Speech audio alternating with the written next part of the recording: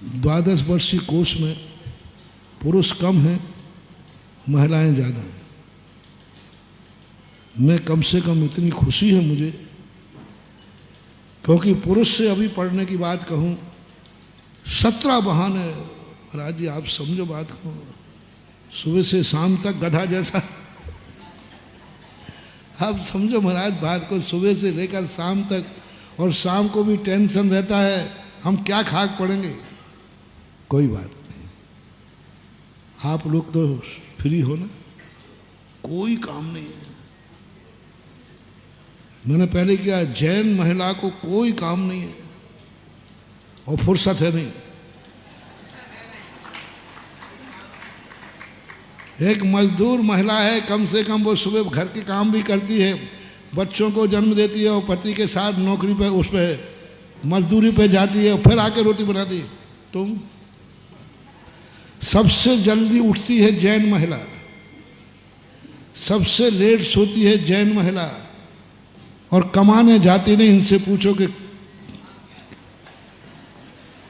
काम क्या है, काम कुछ है नहीं और फुर्सत, और जैन महिला कभी फुर्सत में नहीं मिलेगी, ध्यान रखना, कुछ ना कुछ वो करेगी। कम से कम तुम तो अपना जीवन सफल करो, एक फायदा उठाओ, नारी होने का सौभाग्य, दुर्भाग्य नहीं कह रहा हूं, इनके पुरुष होने का दुर्भाग्य, तुम्हारे नारी होने का सौभाग्य। कम से कम एक सौभाग्य तो तुम्हें है कि मैं रात में खाना मजबूरी नहीं है, इनकी मजबूरी है, इनका पाप का उदय है, तुम्हें नहीं खाना, इनका मजबूरी है कि दिन भर ये व्यापार धंधा करेंगे। तुमने एक पुण्य किया है, कम से कम हमें इतना टाइम तो मिला जैन महिला होने का कि हम 1 घंटे 62 वर्षीय कोष का स्वाध्याय कर सकते हैं।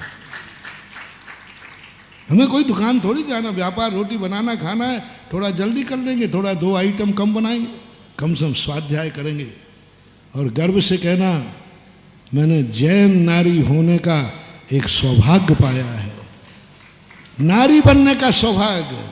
सारी दुनिया ने नारी पर्याय की निंदा की है, तुम कुछ ऐसा करके दिखाओ कि सारी दुनिया कहे कि नारी बनने में भी फायदा है। क्या फायदा है, क्या फायदा है? कम से कम 62 वर्षीय कोर्स कर रहे हैं, ये फायदा है। हम स्वाध्याय कर रहे हैं, ये फायदा है। हमें रात में नहीं खाना पड़ता, ये फायदा है। कितने फायदा हैं गिनाओ, आपको अपनी नारी पर्याय जैन नारी बनने के फायदे गिनाओ आप कितने। आपको अपने आप अपनी जिंदगी का मूल्य पता चल जाएगा। भली मेरी नारी पर्याय है, मैं इसी को श्रृंगार करती हूँ, इसी को अनमोल बनाती हूँ, इसी के सामने पुरुष से कहूँगी, पुरुष के सामने बोल के खड़े हो तब बोलना क्या तुम्हें ये सौभाग्य प्राप्त है? दिन भर कोलू के बैल से जैसे पिलते रहते हो, कोलू के बैल की उपमा। सुनो रे भैया सुनो, आज तुम्हारी घिरी आई है। कोलू की बैल की उपमा शास्त्रों में पुरुष को दी है, महिला को नहीं दी है। पुरुष को दी है क्योंकि दिन रात पुरुष क्या करता है? पूज्यवर समंतभद्र महाराज ने सुपार्शनाथ भगवान और बांसपुर भगवान की स्तुति करते हुए कहा, क्या करे बेचारा पुरुष, दिन भर काम पे जाता है, शाम को थका हुआ लौटता है, सुबह फिर जाना है, थक करके निहाल होकर गिर जाता है। पुरुष के लिए कहा। कोलू के बैल की उपमा पुरुष को दी, नारी को नहीं दी, क्योंकि नारी कोलू का बैल नहीं है। नारी को कोई ऐसे कार्य करना नहीं जाना जिसमें मजबूरी हो। ये सौभाग्य करो जब नारी विषय पे बोलना पड़े तो ऐसे गुण निकाल करके इनका मुंह थोड़ा नीचे करो, इनको दिखाओ कि नारी बनने का पुण्य क्या है। देखा, हम 12 वर्षीय कोर्स में नारियां आगे हैं, पुरुष 0 है। पुरुष 0 है, पुरुष की संख्या कम है। गोल्ड मेडल किसको मिला?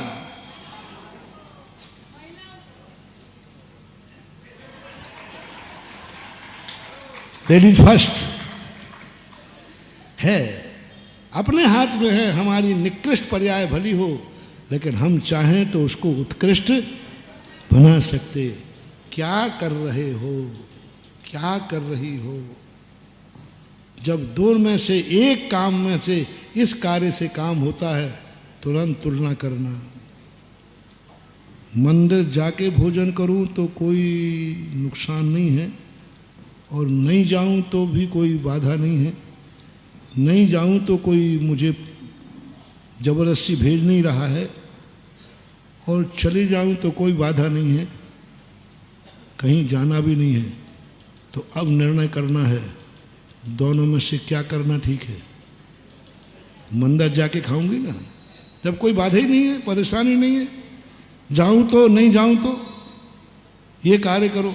खाते समय इससे भी पेट भरेगा, इससे भी ताकत मिलेगी, इससे भी शक्ति मिलेगी, पर इस पर हिंसा ज़्यादा है, फिर मैं ये करूँगा, ये खाऊंगा।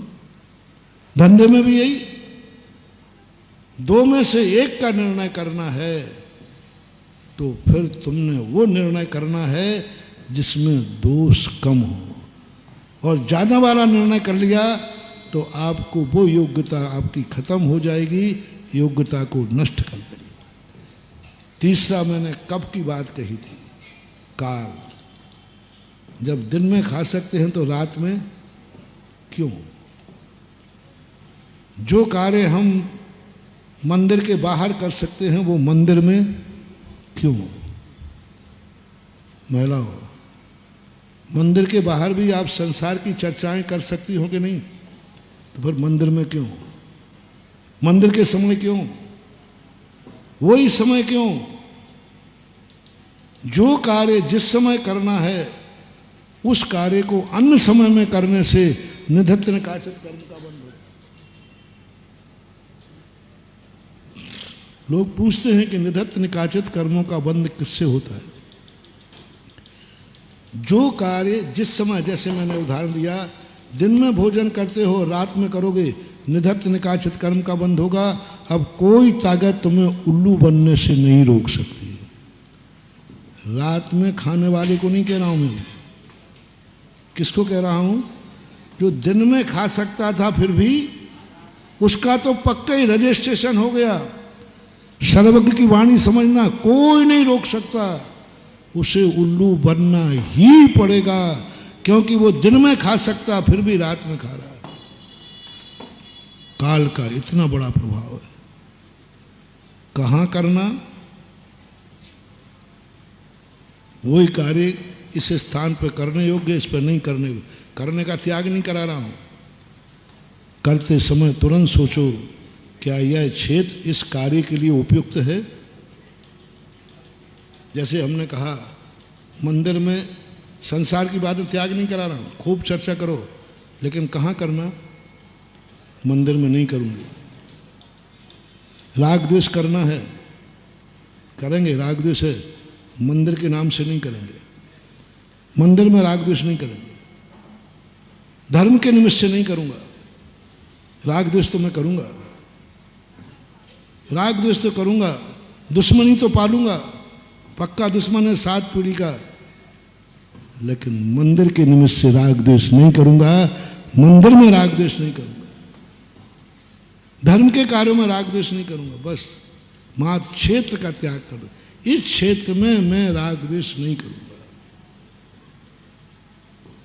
जो क्षेत्र में राग द्वेष करने के लिए नहीं कहा है, उस क्षेत्र में यदि आपने कोई पाप किया है तो कल आपको ऐसा स्थान मिलेगा जहां तुम पाप छोड़ना भी चाहोगे तो छोड़ नहीं पाओगे। जय हिंद दोस्तों, अगर आपको मेरी वीडियो अच्छी लगती है तो प्लीज मेरे चैनल को लाइक करें, शेयर करें, सब्सक्राइब करें। इसी तरह से अपना प्यार देते रहें। Thank you.